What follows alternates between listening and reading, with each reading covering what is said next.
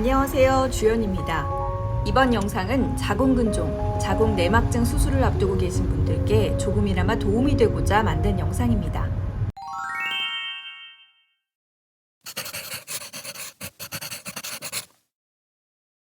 저는 10여 년 전 2013년도부터 자궁에 근종이 있어서 산부인과에서 정기적으로 추적 검사를 해왔는데요. 검사를 할 때마다 임신에 크게 지장을 받지 않는 위치고 특별한 증상이 없어서 근종 크기만 팔로우하면 되겠다는 의사의 소견과 함께 그렇게 지내왔습니다. 그러다 몇 년 전부터 자궁에 있던 근종들이 스트레스 때문인지 갑자기 커지기 시작했고 계획했던 임신이 잘 되지 않아서 병원을 방문했는데요. 병원에서는 임신을 하게 되더라도 호르몬 때문에 근종이 커질 수밖에 없고 이로 인한 유산 가능성도 높아진다면서 시험관을 통한 난자 채취 후에 자궁근종 제거 수술을 권유받았습니다. 결과적으로 MRI를 통한 정밀검사 결과 자궁 근종뿐만 아니라 자궁 내막 쪽에도 0.5cm 크기의 혹이 자라 수술이 꼭 필요한 상황이어서 바로 수술을 진행하게 됐습니다. 저는 주 목적이 임신이었고 이미 서울역 차병원에 다니고 있었던 상황이었기 때문에 강남 차병원을 선택했습니다. 그리고 진료 의뢰서를 받아서 성석주 교수님께 진료를 받았는데요.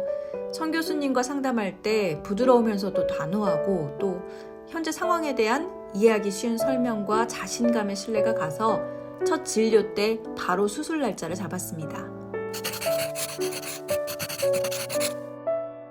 이번 준비물로는 기초제품, 샴푸, 세면도구, 수건, 충전기, 생수, 아이패드, 슬리퍼, 양말, 가디건, 물티슈, 마이비데, 핸드크림, 립밤, 팬티형 오버나이트 생리대, 팬티라이너, 빨대, 마스크 등이 있습니다. 그리고 입원과 퇴원할 때 되도록 편한 원피스를 입는 것을 추천합니다. 수술 후에 배에 상처가 있기 때문에 아무래도 저는 이제 배가 조이지 않는 원피스가 훨씬 편하더라고요. 챙겨가지 않았지만 챙기면 좋을 만한 준비물도 있는데요. 바로 다이소 바스켓과 다이소 S자굴입니다. 저는 이제 2인실에 묵었는데 침대 옆에 협탁이 없더라고요. 그래서 침대 옆 손잡이에 S자구리를 걸어놓고 바스켓을 걸어놓으면 몸을 움직일 수 없을 때 필요한 물건을 바로 집어서 사용하는데 진짜 편리할 것 같았습니다. 보통 수술 전 몇 가지 추가 검사를 위해서 수술 전날 입원을 하게 되는데요.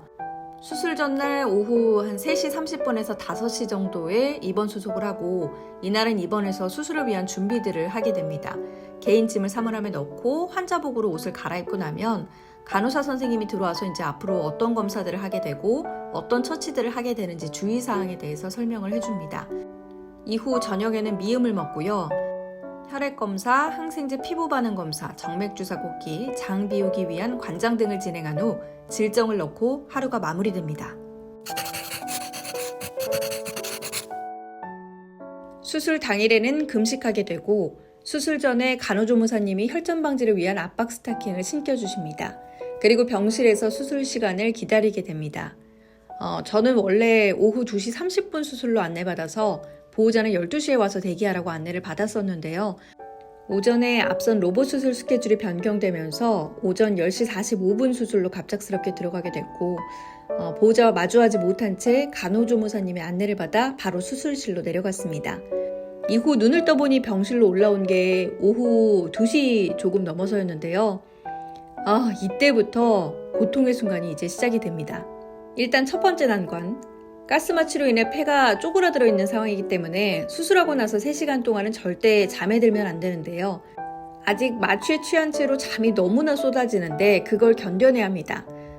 수술 후 1시간 정도는 보호자가 옆에 있을 수 있기 때문에 깨워줄 수가 있지만 보호자가 가고 나서부터는 정말 정신싸움으로 보내는 고통의 시간이었습니다. 두 번째는 통증.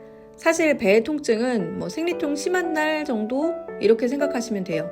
기분 나쁜 아픔이긴 하지만 참으면 참을 수도 있겠다 그 정도인데요. 무통만 잘 들면 통증을 크게 느끼지 않고 편안하게 잠을 잘 수 있습니다. 다만 저는 소수의 몇 %만 있다던 무통 부작용에 당첨돼서 울렁거림 때문에 계속 5회 구토를 했고요. 무통을 잠그고 진통제 주사로 버티다가 다시 무통 켜고 우액하고 무통 잠그고 너무 고통스러워서 결국에는 이제 밤에 소리내서 좀 울었습니다. 이인실에 있던 제 옆에 환자분은 같은 시간대에 수술을 했는데 무통천국을 만나서 정말 잘 주무시더라고요. 몹시 부러웠습니다. 그래서 이렇게 수술 이후에는 그냥 푹 자면 됩니다. 수술 후 다음 날이 되면 오전 일찍 소변줄을 떼고 이제 서서히 몸을 일으켜 세운 뒤에 움직이게 됩니다. 처음에는 이제 전날 수술 받은 채로 하루 종일 누워있다가 일어나기 때문에 절대 혼자 일어날 수 없는데요. 간호조무사님의 도움을 받아서 아주 천천히 시간 간격을 두고 몸을 일으키고 서서히 걷는 연습을 합니다. 많이 걸어야 회복도 빠르고 몸 안에 가스도 빠진다고 해서 다음 날부터는 이제 바로 무리하지 말고 병원 복도를 걸으라 라고 하더라고요. 근데 저는 이제 처음에는 뭣도 모르고 왜 이렇게까지 해야 되지? 라고 생각했는데 처음 일어나서 이제 걸었을 때 병원 저 휴게실 2바퀴 돌았어요. 괜찮은데요? 라고 이야기했다가 1분 뒤에 바로 그 복도 호출벨 누르고 휠체어 타고 방으로 들어갔습니다. 괜찮은 것 같았지만 절대 괜찮은 게 아니더라고요. 그래서 이제 그 뒤로 시간 간격을 두고 2시간 뒤에 10분 걸어보고 또 쉬었다가 15분 걸어보고 이런 식으로 걷는 시간을 아주 조금씩 늘려갔습니다. 이때부터는 정말 한결 편해집니다. 링겔과 피주머니를 제거하고 편하게 이제 걷기 연습을 하게 되는데요. 병실에서 주기적으로 열 체크, 항생제 주사들을 맞는 걸 빼고는 혼자서 아이패드를 보거나 독서를 하면서 시간을 보내거나 걷기 운동을 하게 됩니다. 차병원 같은 경우는 이번 3일째 되는 날 간호조무사님이 머리도 감겨주시니까 샴푸와 수건은 챙겨가는 게 좋습니다. 그리고 이제 그렇게 하루를 보내고 검사 결과나 상태가 양호하면 다음날 퇴원하게 됩니다.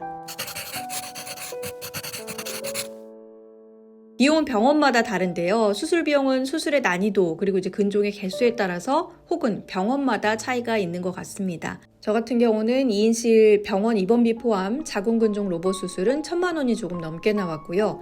그 밖에 MRI, 수술을 위한 사전 검사 등으로 인해서 43만 원에서 45만 원 정도를 썼습니다. 확실히 로봇 수술이라 그런지 하루가 다르게 상태가 좋아졌고 수술 후에 마음이 훨씬 가벼워졌습니다. 저는 자궁근종이랑 단순 내막에 혹이 있는 줄 알고 수술을 했던 건데 막상 열어보니까 유착도 심하고 자궁내막증도 심했다는 결과를 받았는데요. 자궁내막증은 자궁을 드러내지 않는 이상 완치가 되지 않는다고 해서 처음에는 속상한 마음에 울기도 많이 울었는데 조금 내려놓고 마음 편히 생각하기로 했습니다. 수술 후 자궁이 회복되는 동안에는 마법을 하지 않는 약을 먹어서 호르몬을 조절하고 이후 임신이 가장 좋은 치료 방법이라고 해서 그대로 따라가 보려고 합니다. 또한 앞으로는 스트레스 조절 잘하고 패스트푸드 음식, 기름진 음식, 밀가루 등 멀리하면서 건강관리 잘 해보려고 합니다. 자궁근종, 자궁내막증 수술을 앞두신 분들이라면 걱정 말고 수술 받으셔도 될 것 같습니다. 여러분의 건강한 삶을 저도 응원하도록 하겠습니다. 여기서 언급되지 않은 다른 궁금증들이 있으시다면 댓글에 질문 남겨주시고요. 오늘 영상이 도움되셨다면 좋아요와 구독, 알림 설정 부탁드려요. 안녕!